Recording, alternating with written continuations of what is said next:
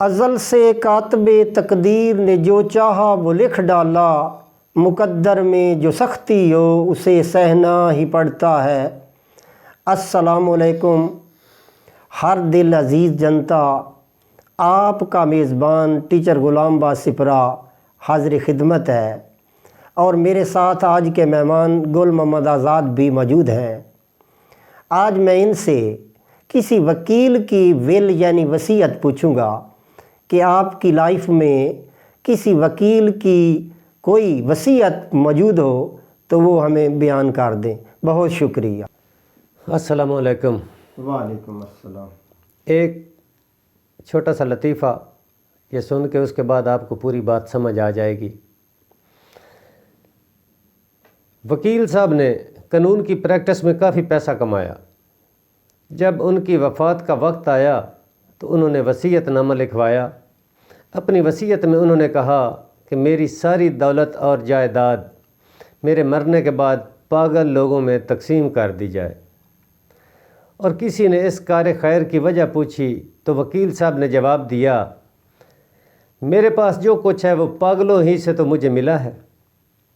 یہ ایک حقیقت ہے کہ قانون کا کاروبار پاگل انسانوں کے ذریعے دنیا میں قائم ہے۔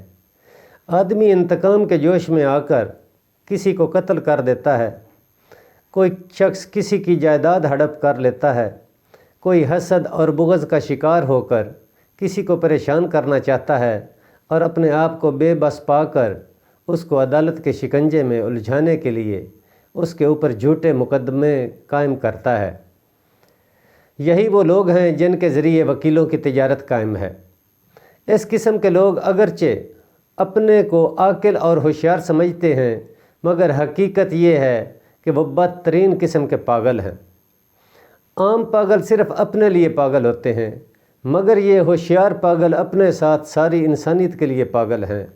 ان کے آخری سزا اگرچہ خدا کے یہاں ملے گی، مگر اکثر ایسا ہوتا ہے کہ موجودہ دنیا میں بھی بالآخر وہ عبرتناک انجام کا شکار ہوتے ہیں۔ جس انسان کو انہوں نے اپنے پاگل پن کا شکار بنانا چاہا تھا وہ تو خدا کی مدد سے محفوظ رہتا ہے، مگر یہ لوگ خود اسی گڑھے میں داخل کر دیے جاتے ہیں جہاں وہ دوسروں کو داخل کرنا چاہتے تھے۔ ہر آدمی جو کچھ کرتا ہے اپنے فائدے کے لیے کرتا ہے۔ اپنے فائدہ انسان کا سب سے بڑا معبود ہے۔ آدمی اگر معتدل حالت میں ہو تو وہ کبھی جان بوجھ کر ایسی کارروائی نہیں کرے گا جو اس کو خود اپنے نقصان کی طرف لے جانے والی ہو، مگر غصہ اور انتقام وہ چیزیں ہیں جو آدمی کو اندھا کر دیتی ہیں۔ وہ دوسرے کی ضد میں ایسی کارروائیاں کرنے لگتا ہے جس کا نقصان بالآخر خود اسی کو اٹھانا پڑے۔ ایسی ہر کارروائی یقینی طور پر پاگل پن ہے۔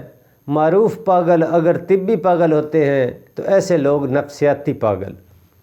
اللہ حافظ۔